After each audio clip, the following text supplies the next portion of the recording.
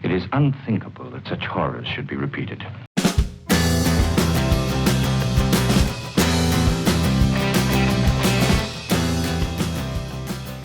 Welcome back to the channel. Thanks again to any subscribers that have subscribing, but welcome regardless if you're new to the channel. I hope you enjoyed the video. Today is the last part of the Horror Mayhem challenge. So it was the folklore challenge, but it was the biggest part of the challenge because most of the rest of it I did were short stories. So this was a novel, and it was definitely the best part of the challenge. So I think it's the best thing I've read as part of the Horror Mayhem month. But it did go into June, so I'm a little bit late posting the review. Saying that, I don't know when this is going to go up because it's like the 4th of June now, and I've got about 5 videos scheduled to go up. So I don't know, whenever you see this, I finished the book on the 4th of June. So it's Stephen Graham Jones, The Only Good Indians. So this has had lots of reviews on BookTube and a lot of praise. And there's lots of interviews with Stephen Graham Jones about it on YouTube as well, which is really cool. But more importantly, what did I think of it? Well, I thought it was extremely good. I thought it was an unusual book, and I'll tell you why in a minute. I thought it used a lot of standard kind of horror cliches or horror tropes that everyone's used to, but it subverted them quite well and did surprising things with them. And it kept you guessing, and it kept changing the narrative in ways you didn't expect. And most importantly, I think it really did put a lot of depth into the social commentary of the book. So something that could have been just a throwaway thing that was just a side comment you might have made about the book is actually at the core of the book. So right at the core of the book is the Native American experience. So the 4 main characters are Native Americans, and Native American tradition and the difficulty between modern life and old tradition and the racism against them that they face all the time, and the way that becomes part of their identity is a huge part of the book. So there's a horror plot running through the book, obviously, but that narrative is really an excuse to explore that kind of thing within some fantastic characterization and some other sort of elements that you wanted to put into the book. So what's the book about? It's got a standard kind of one of the tropes that it uses, which is quite a often used trope, is that revengeful spirit trope. So there's a revengeful spirit that is haunting the 4 main characters, because right at the beginning of the book you find out that they went into a part of the reservation that was just really for elders. So it was something it was a place they shouldn't have gone to, and they slaughtered a herd of elk in a way that was just they would have considered immoral, let alone everybody else. And also worse than that, Lewis in particular, out of the 4 of them, was really racked with guilt about the fact that one of the elk was pregnant. So Gabe, Lewis, Ricky and Cassidy are the 4 main characters, and they are these 4 Native Americans that did this act. And then it goes to 10 years later, and they're still haunted by this memory, and basically this vengeful spirit comes for them. So the way it's played out, it's kind of in 3 parts, because the first part is like this introduction to them after a quick prologue. It's kind of an introduction to the characters. There's a big chunky bit in the middle, which is them at a lodge, where you get more characterization and you get more deepening of the plot that produces a really satisfying ending. And then that 3rd act is really something you're not expecting, and it plays with it really well, because it doesn't do the expected thing, and it doesn't even use the characters you're expecting it to use to end the story, which I think is particularly interesting. And if he had chosen to stick to those 4 characters, don't want to put any spoilers out there, But if it was just those 4 characters, I think it would have confused the plot and the point of the book. Because one of the interesting things is the vengeful spirit has got a sympathetic characterization in the book. So you do kind of feel sorry for the villain of the book, which I think is really interesting.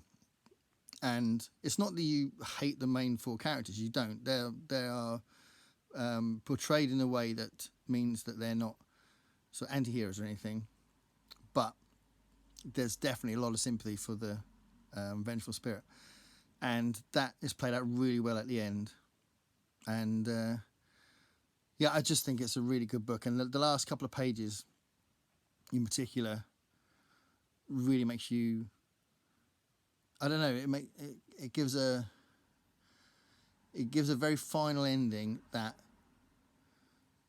makes you want to think for a minute and just put it down and let it process for a while, which I think is very clever. Because one of the things that you could definitely say about this book is that he's very good at creating tension and describing the really visceral set pieces, if you like. He's good at doing those, and you're fully immersed in those bits. I would say the first 40-50 pages I had to lock in for, you know, I had to sort of make an effort to lock into it, because he's got a strange, it's not so much a strange way of writing, but it's just a little clunky in places. So some descriptions aren't fully formed, so you have to kind of make that extra effort to get there with those first 40-50 pages. I think once you're locked in, it's fine, it rattles along, and those certain set pieces done really well. And this third act, I think, is done extremely well, and you're in there with those characters. So yeah, really good book, definitely recommend it. And I think it really tells you a lot about the Native American experience and how they are still facing a lot of racism, a lot of deep-seated resentment, or just second-class citizen kind of treatment from the white folks at their neighbours. And I'm just going to quote from a couple of passages just to kind of give you that impression of the way that Stephen Graham Jones, who's also Native American, talks about what it's like for them to live either on their reservations or near white people.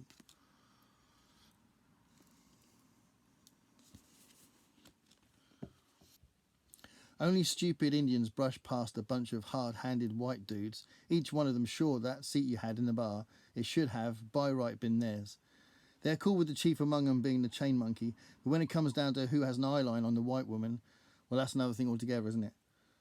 He looked ahead to the hood he was going to hip slide over. The bed of the truck, he hoped, wasn't piled with ankle-breaking equipment, because that was his next step. A clump of white men can beat an Indian into the ground, yeah, no doubt about it. Happens every weekend up here on the High Line. But they have to catch his ass first. So, you know, you've got that constant tension when these characters are around white people. And Lewis's story has got an extra layer to it, because he's married to a white woman who is also potentially a little bit jealous of a workmate that he works with who's a Native American woman. So there's those kind of tensions in the characterization as well. So one last thing I wanted to quote. This is later on in the book, and this is one of the characters' daughters who's kind of reflecting on being Native American. And she says, she knows the joke about how Indians are crabs in a bucket, always pulling down the one that's about to crawl out. But she thinks it's more like their old-time plough horses, all just walking straight down their own row, trying not to see what's going on right next to them. So there's an old joke, apparently, in their culture, where if they're trying to get out of the reservation or out of their culture, they get pulled back in again, which is that first sort of crab allegory. And then she says that she gets this feeling that they're like plough horses that don't want to look to the side to see what's going on around them, just got to keep their nose to what they're doing and not get too distracted. get into anyone else's business, because clearly they're going to lose whatever side they take. So that kind of commentary is all the way through the book. So it's more than just a horror story, but it is thrilling, but it's got lots of depth to it because of what it says about the Native American experience. So yeah, absolutely recommend this. It was really, really good. And I'm intrigued to read the next one, which I've got My Heart is a Chainsaw here.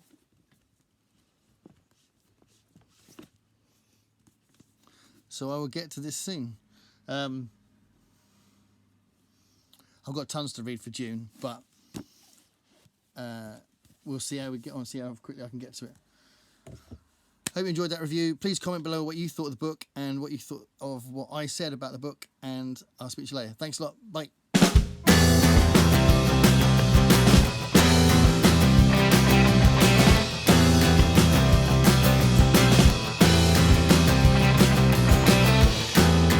Paint me a picture